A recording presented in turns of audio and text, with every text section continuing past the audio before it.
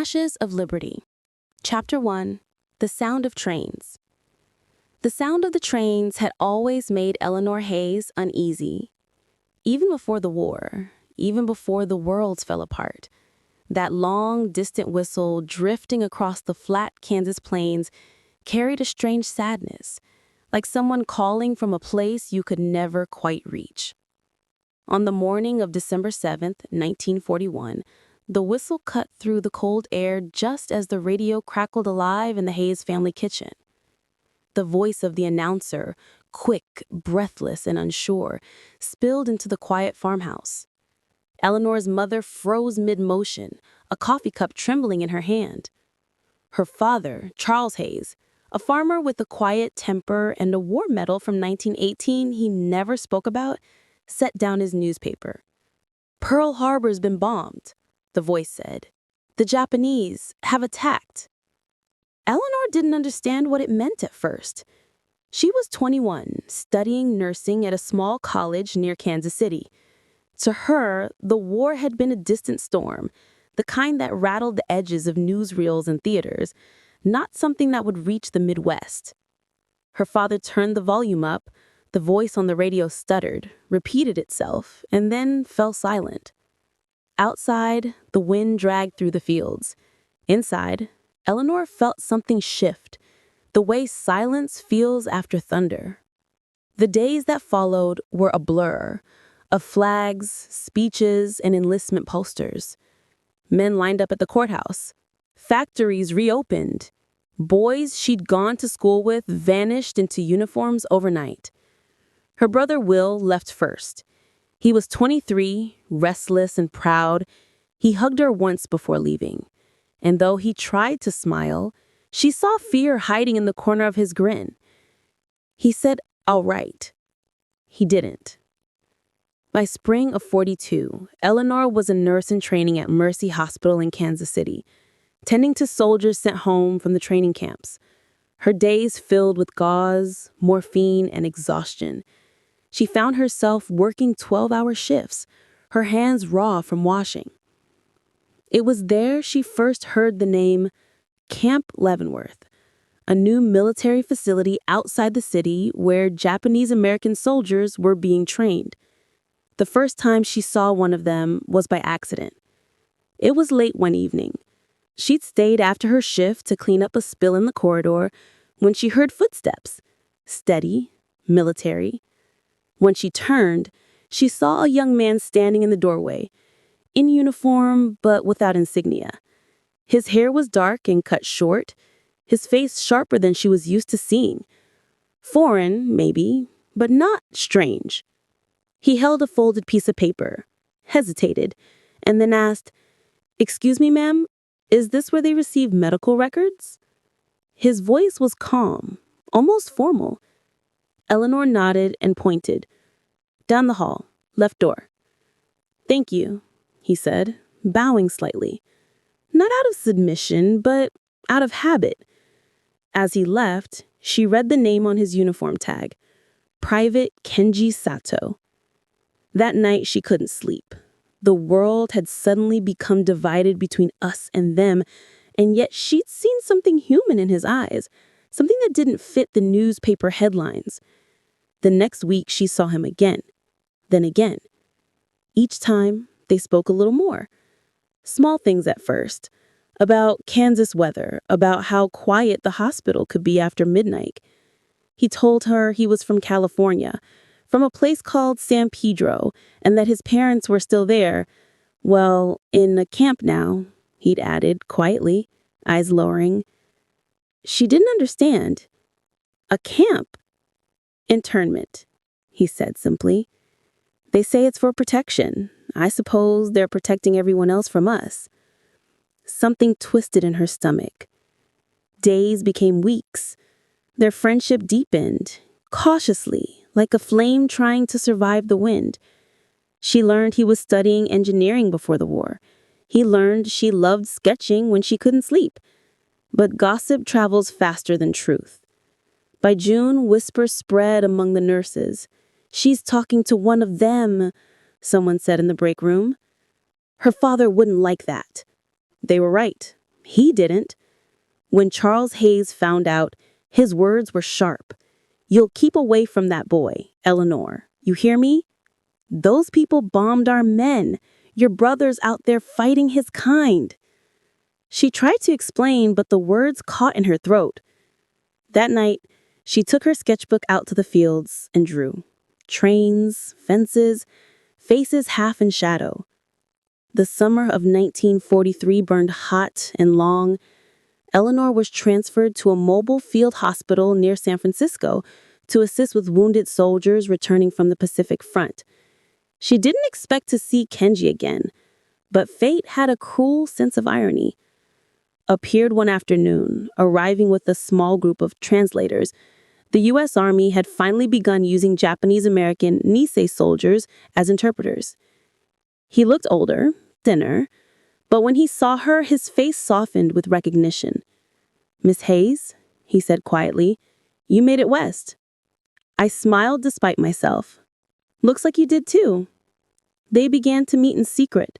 Late at night, near the docks, under the fog and the ship lights, he told me about the battles, how some men refused to trust him even as he translated enemy surrender codes. She told him about her patience, how the screams never left her ears. There was something sacred in those stolen moments, something fragile and human amid the madness. But love in wartime was never simple. One evening, a letter arrived for Eleanor. It was sealed with a red stamp from the War Department. "We regret to inform you that Private First Class William Hayes has been declared missing in action near Guadalcanal." She dropped the letter. The world went silent. When Kenji found her by the pier that night, she was shaking. He didn't speak. He just held her, his uniform pressed against hers, the ocean wind cold around them. Rumors grew. A nurse seen with a Jap soldier? A scandal. She was called to the director's office and given a choice: transfer to another hospital quietly or face dismissal. She chose to leave. Kenji met her one last time before she boarded the train east. He said, "I'll write you." But letters don't survive war. Part 2. The Desert Wind. The train rattled eastward through the dust plains, carrying Eleanor away from the ocean's gray silence. She sat by the window, hands clasped tight around a letter she hadn't read again. The landscape outside was endless, a blur of beige hills and wire fences, telephone poles flicking by like metronome beats to her thoughts. On the next stop, a group of soldiers boarded. They were loud, laughing, smelling of tobacco and oil. One of them, a boy no older than her brother had been, noticed the nursing pin on her coat. "You headed home from the front, miss?" She nodded without meeting his eyes. "Hell of a job you folks do," he said softly, before moving on. She smiled weakly, but the compliment hit wrong. She didn't feel like a hero. She felt like a ghost, passing through someone else's story. When she arrived home, Kansas was colder than she remembered. Her father had aged. His hair was nearly white. The farmhouse seemed smaller. He met her at the door, said little. They hugged stiffly, the way people do when words can't repair the space between them. Inside, her mother had placed Will's photograph on the mantel, a portrait taken before he shipped out, smiling in uniform, unaware of what would wait. "She'll come home," her mother whispered, though she knew she no longer believed. The days were quiet again, too quiet. The war had swallowed all the noise of the world, leaving only ration stamps, black and white headlines, and the far-away sound of trains. Eleanor helped around the farm, though she missed the rhythm of the hospital, the rush of footsteps, the clean smell of antiseptic, the urgency that made her forget herself. Here, every hour stretched into the next. At night, she wrote letters she never sent. One to Kenji, one to her brother. Both began the same way. "Are you alive?" In the summer of 1944, a letter did come, not from either of them, but from the Army's Public Health Corps. They were assigning nurses to new facilities, temporary duty posts, the letter said. to assist with domestic internment camp clinics. Her father frowned when she told him, "You'll be working in one of those camps?"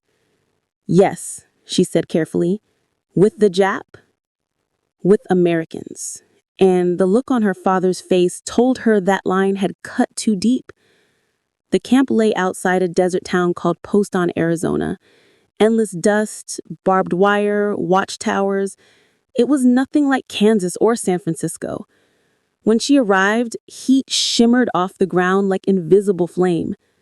The barracks stretched the miles, rows upon rows of wooden huts. Inside them lived thousands of Japanese Americans, farmers, teachers, shopkeepers, people whose only crime was looking like the enemy.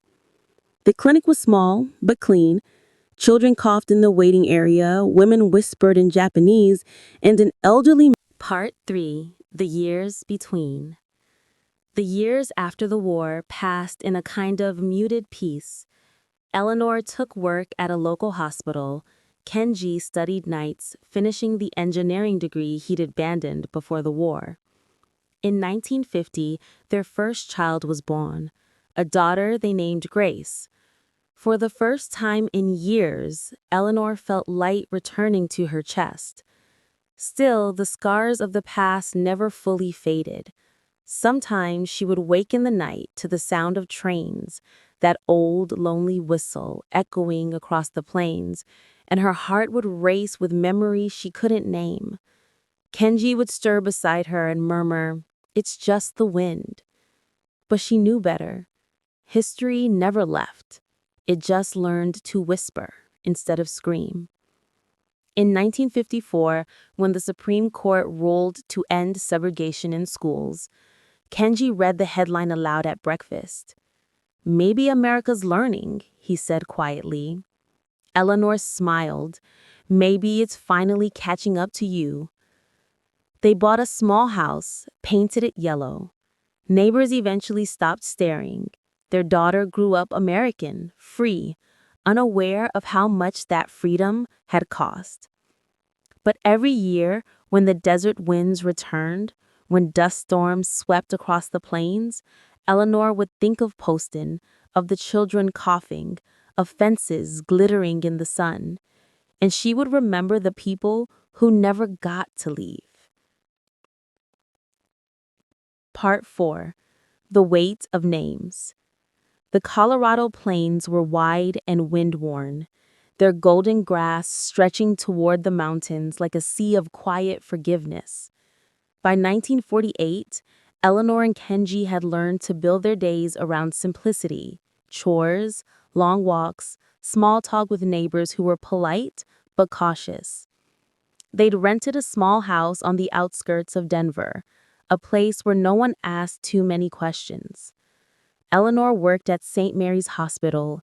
Kenji took shifts repairing engines at a local factory while finishing his night classes. Every morning, he left before sunrise, carrying a small lunch tin, always wearing the same brown cap. Eleanor would watch him walk down the dirt road until he disappeared into the pale fog, and she would whisper the same thing under her breath, "Come home safe." In the town registry, their names appeared together, Hayes, Eleanor, and Sato, Kenji. But that single page carried more weight than most people could imagine. Some days, mail arrived with his name misspelled, Sota, Saito, Satoe. Other times, letters came addressed only to Mrs. Hayes, as if pretending the other half of her life didn't exist. At church, people were kind but distant. They asked where Kenji was from, and when Eleanor answered California, they'd nod, unsatisfied. Yet the two of them carried on quietly, as if peace could be grown like crops, slowly, steadily, through patience and faith. The first real test came with the birth of their second child, a boy named Daniel.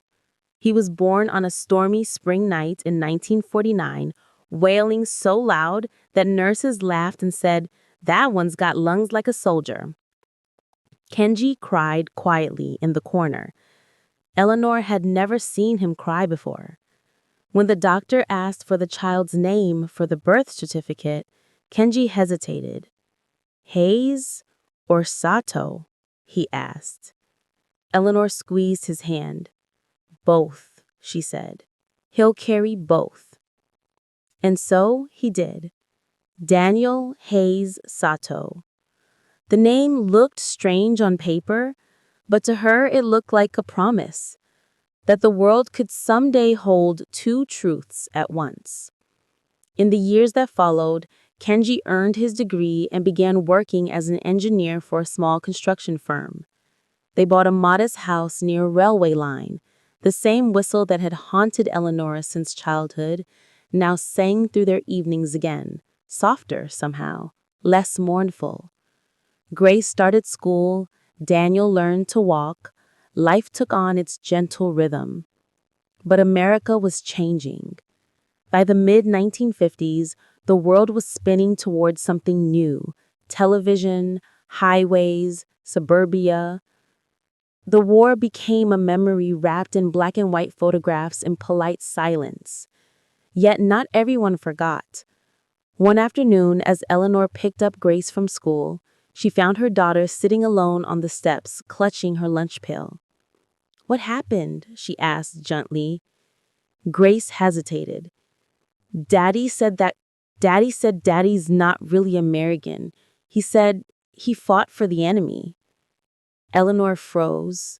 For a moment, she saw it all again: the fences, the guards, the endless desert sun. She knelt beside her daughter. "What did he say to you?" she asked. Grace whispered, "I said Daddy fought for this country," but he laughed. Eleanor brushed her hair back. "Then let him laugh, sweetheart, because the truth doesn't need to shout." That night when Kenji came home, she told him. He listened in silence, jaw tight. Then he smiled, a small, tired smile. "It's all right," he said. "The world needs time." But when he went outside to fix the garden fence later, she saw his hands trembling. In 1957, they received an unexpected letter, embossed with the seal of the United States Army. Kenji opened it slowly. Inside was a certificate of commendation for extraordinary service rendered in the European Theater of Operations. It had taken 12 years for the government to recognize the Nisei soldiers officially. Eleanor framed it. Kenji refused to hang it. "It's just paper," he said quietly. "No," she whispered. "It's proof." He looked at her then, his eyes softening. "Proof of what?" "Of who you are." In the years that followed, America began to remember, grudgingly at first, then more openly. Veterans like Kenji were invited to reunions, to parades. Some went, he didn't. Instead, he built a small wooden bench under the tree in the yard. On summer nights, he'd sit there with Daniel, teaching him to whittle, to listen to the wind. "Your name," he told his son once, "means both roots and wings. Never forget that." But history is a long shadow. In 1960, when the Korean War took another generation of young men, Eleanor felt that same familiar dread, the one she'd known since Pearl Harbor. One morning, a letter arrived from her father's estate. Charles Hayes had passed away quietly in Kansas. Inside the envelope was a single photograph, Eleanor as a child sitting on her father's shoulders. On the back, he'd written, "I was wrong." She cried for hours. They buried the letter under the old oak tree in the yard, without ceremony. Kenji held her as she wept. "He knew," he whispered. In the end, he knew. And in that moment, for the first time in decades, marked by war, silence, and survival, she felt the world end inside her. Part 5. The Quiet Revolution, 1965-1975. The 1960s rolled in with colors and chaos, protests, marches, music that bled through the radio with strange new hope. Grace went to college in Chicago studying civil rights law. Daniel, now 16, spent his nights building model airplanes, dreaming of the sky. Eleanor and Kenji watched from afar, their hearts proud but cautious. One night in 1968, as news of riots and assassinations filled the television, Grace called home. "Mom, Dad, they're arresting people for marching. It's not right." Kenji said softly, "Then maybe that's why it matters." He'd lived his whole life being told to stay quiet. Now his daughter was learning to speak for him. When Grace graduated, she invited her parents to the ceremony. She'd chosen to write her thesis on the Japanese internment, the quiet citizens, America's forgotten prisoners. Kenji hesitated before reading it. When he finally did, he sat in silence for a long time, staring at her words, his story, their story, finally printed in black ink that no one could erase. When he looked up, his eyes were wet. "You gave me back my name," he whispered. By 1975, the war was a lifetime ago. Their children were grown, the house was quiet again, but not lonely. On warm evenings, Eleanor still heard trains in the distance. The sound no longer carried sorrow, only memory. One night, she found Kenji